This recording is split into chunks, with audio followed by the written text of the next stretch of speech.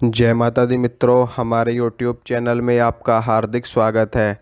Comment में एक प्रश्न मुझसे किसी ने पूछा था। प्रश्न ये था कि मैं बहुत ज़्यादा साधनाएं करता हूँ, बहुत ज़्यादा मंत्रों का जप करता हूँ, हवन भी करता हूँ और मंदिर भी नियमित रूप से जाता हूँ, लेकिन उसके बावजूद भी मैं बहुत ज़्यादा परेशान हूँ, बहुत ज़्यादा दुखी हूँ, बहुत ज़्यादा संकट में हूँ। तो ऐसा क्यों है? तो आज इसी विषय पे बात करेंगे। देखिए मित्रों, जब हम पूजा पाठ करते हैं, हवन करते हैं, मंत्रों का जप करते हैं, तपस्या करते हैं या फिर कोई भी आध्यात्मिक क्रिया हम लोग करते हैं तो हम दुखी होते हैं। क्यों होते हैं? इसके पीछे बहुत बड़ी वजह है, बहुत बड़ा कारण है। सबसे बड़ा कारण तो ये है कि हमारे जो पूर्व जन्मों के संस्कार होते हैं, पूर्व जन्मों के हमारे जो पाप कर्म होते हैं, जिसके कारण से हमें बार बार 84 लाख योनियों में भटकना पड़ता है और बार बार मनुष्य का जीवन मिलने के बावजूद भी हम अपने असली लक्ष्य को प्राप्त नहीं करते हैं और दोबारा से पाप कर्म करके, दोबारा से भोग में पड़ के, दोबारा से तरह तरह की चीज़ें करके हम दोबारा से इन्हीं चक्करों में, इन्हीं योनियों के चक्करों में पड़ते हैं और फंसते हैं बार बार। तो जब हम ईश्वर की उपासना करते हैं, ईश्वर की भक्ति करते हैं, तो होता क्या है कि वो हमारे जो पूर्व जन्मों के पाप कर्म होते हैं उनको वो नष्ट करने लगते हैं। ठीक है। तो जब वो उनको नष्ट करने लगते हैं तो हमारी जितनी भी साधना होती है, हमारी जितनी भी हमारी पूजा पाठ, भक्ति, जप तप जो कुछ भी होता है, वो सारी ऊर्जा, वो सारी एनर्जी उन पाप कर्मों को नष्ट करने में लग जाती है। यानी कि जितनी ज़्यादा हम पूजा करेंगे, वो हमारी सारी की सारी पूजा, सारी की सारी साधना उन पाप कर्मों को नष्ट करने में लग जाएगी, उनमें वेस्ट हो जाएगी। तो जब हमारे सारे पाप, हमारे सारे संताप, हमारे सारे बुरे कर्म सदा सर्वदा के लिए नष्ट हो जाएंगे, बिल्कुल शून्य हो जाएंगे, तो उसके बाद से जो हम साधना करेंगे, जो हम पूजा पाठ करेंगे, उसके प्रभाव से हमें सुख की प्राप्ति होगी, उसके प्रभाव से हमें भगवत भगवत दर्शन होगा, हमें ईश्वर की प्राप्ति होगी, हमें माँ आदि शक्ति जगत जननी के दर्शन प्राप्त होंगे और उनके लोक में जाने का हमको अवसर प्राप्त होगा। ईश्वर के दर्शन भी इसी कारण से लोगों को नहीं हो पाते, क्योंकि जो लोग कहते हैं हमने तो 20 साल तक मंत्रों का जप किया, हमें सिद्धि प्राप्त नहीं हुई, हमने 15 साल तक मंत्रों का जप किया, हमें सिद्धि प्राप्त नहीं हुई, तो उसके पीछे भी वजह यही होती है कि जो हमारे संस्कार होते हैं पूर्व जन्मों के, या इस जन्म में भी जन्म से लेकर के अब तक जो हमने कृत्य किए हैं, जो हमने पाप कर्म किए हैं, जो हमने लोगों को गालियाँ दी हैं, जो हमने लोगों का अपमान किया है, जो हमने पाप किया है, जीवों की हत्याएं करी हैं, ये सारी चीज़ें कहाँ जाती हैं? ये सारी चीज़ें आपके कर्मों में ही ऐड होती हैं। इन सब का हिसाब, इन सब का लेखा जोखा होता है भगवान के पास। तो इसीलिए जब हम साधनाएं करते हैं, तपस्या करते हैं, तो ये सारी चीज़ें हमारी धीरे धीरे नष्ट होने लगती हैं। और जब ये पूरी तरह से नष्ट हो जाती हैं तो उसके बाद में एक बार भी मंत्र का जप अगर आपने कर दिया तो तत्काल आपको भगवत दर्शन हो जाएंगे, तत्काल आपको ईश्वर की प्राप्ति हो जाएगी, तत्काल आपको सिद्धि प्राप्त हो जाएगी।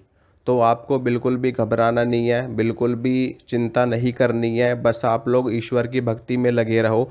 धीरे धीरे करके आपके सारे पाप कर्म नष्ट हो जाएंगे और आपको जो भी अभी दुख झेलने पड़ रहे हैं, आगे जा कर के वो परम सुख में बदलने वाला होता है। देखिए, होता क्या है कि जब हम किसी पर्वत की चोटी पर चढ़ रहे होते हैं तो रास्ते में हमें बहुत सारी बाधाओं का सामना करना पड़ता है। ठीक है, हम थकते भी हैं और हमें तरह तरह की चोटें भी लगती है, हम गिर भी सकते हैं, हमें अपार कष्ट झेलना पड़ता है, लेकिन जब हम उस पर्वत की चोटी पर, उसके शिखर पर पहुंच जाते हैं तो हमें अपार सुख का अनुभव होता है।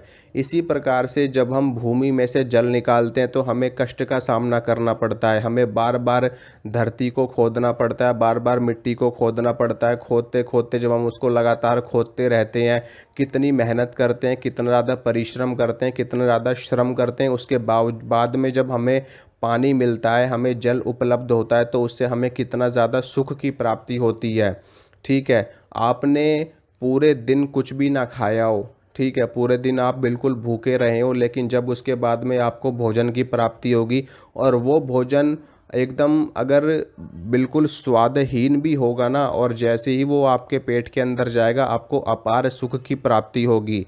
तो इसी प्रकार से जब आप साधना कर रहे होते हो तो ईश्वर आपको तपस्या की अग्नि में पका रहे होते हैं, उसमें आपको जला रहे होते हैं, उसमें आपके समस्त पाप कर्म दुष्कर्म नष्ट कर रहे होते हैं।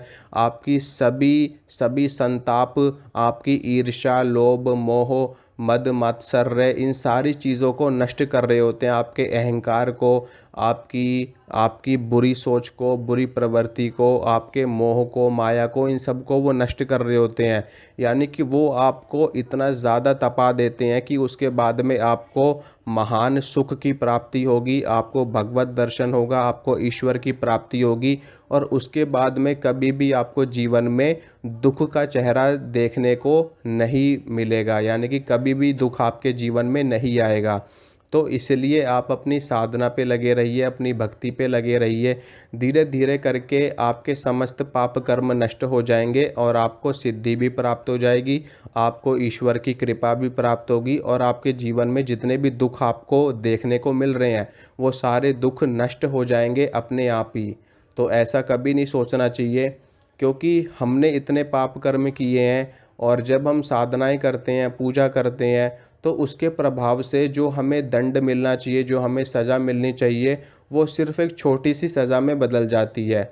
मान लीजिए आपको तलवार लगने वाली है और आपको सिर्फ़ सुई लगती है, और उस सुई के लगने को ही आप कहते हो कि हमें कितना ज़्यादा कष्ट हो रहा है, कितना ज़्यादा दुख हमें झेलना पड़ रहा है। हो सकता है ईश्वर ही आपकी रक्षा कर रहे हो सकता है माँ भगवती आदि शक्ति ही आपकी रक्षा कर रही हैं, जो आपको इतना भारी दंड मिलना चाहिए था उसके स्थान पर आपको सिर्फ छोटा सा दंड ही मिला है। तो ऐसा कभी नहीं सोचना चाहिए। भगवान सदैव रक्षा करते हैं, सदैव हम पर कृपा करते हैं। ये तो हमारे ही कर्म होते हैं जो हम उनसे अलग हो जाते हैं, हम उनको पहचान नहीं पाते, या जब हम उनको पहचानते हैं तो कई वर्ष बीत जाते हैं और उनको पहचानने में इतना समय लगता है। तो कोई भी व्यक्ति भगवान की भक्ति से दुखी नहीं होता। भगवान सबको सुखी करते हैं, सबको अपना आशीर्वाद देते हैं। सिर्फ और सिर्फ दुखी हम क्यों होते हैं? क्योंकि जो हमारे कर्म खराब होते हैं, हमारे खराब कर्मों की वजह से ही हमें दुख झेलना पड़ता है। बल्कि भगवान तो हमारी रक्षा करते हैं। जहाँ पर हमें बहुत भारी सज़ा मिलने वाली होती है, वहाँ पर हमें छोटी सी सज़ा मिल जाती है अगर हम भगवान की शरण में होते हैं, माँ भगवती आदि शक्ति की शरण में होते हैं। तो आप बस ईश्वर के चरणों में पड़े रहो, उनकी शरण में जाओ, उनकी पूजा पाठ में लगे रहो, उनकी भक्ति में लगे रहो। आपको एक ना एक दिन अवश्य सफलता प्राप्त होगी, और जीवन में जितने भी संकट है, जितने भी दुख हैं, वो सभी समाप्त हो जाएंगे, और आप भी सुखी हो जाओगे, आपका परिवार भी सुखी हो जाएगा। तो आशा करता हूँ मित्रों, जो जानकारी मैंने आपको दी है आप उससे संतुष्ट होंगे। तो वीडियो को लाइक कीजिए, वीडियो को शेयर कीजिए, और चैनल को सब्सक्राइब करिए। मिलूँगा आपसे अगली वीडियो में। जय माता।